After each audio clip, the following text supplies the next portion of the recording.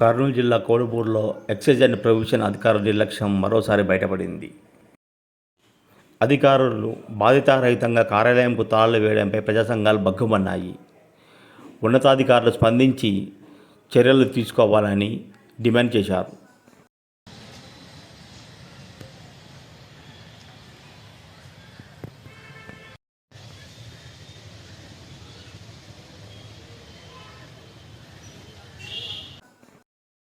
అయితే కేవలం 15 నిమిషాల పాటే కార్యాలయాన్ని మూసివేశామని అధికారులు చెప్పడం కొసమెరుపు.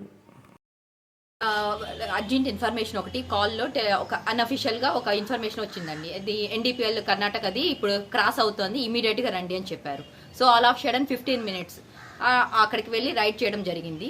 అక్కడికి వెళ్ళి చూడగా ఇంకా ముద్ద అప్పటికే పారిపోయాడు, వెహికల్లో వెళ్ళిపోయారు. సో ఇమీడియట్గా ఇంకా మేము మిస్ అయిపోవడం వల్ల మళ్ళీ మేము వెనక్కి రావడం జరిగింది. కేవలం ఒక 15 నిమిషాలు బంద్ చేయడం జరిగింది స్టేషను.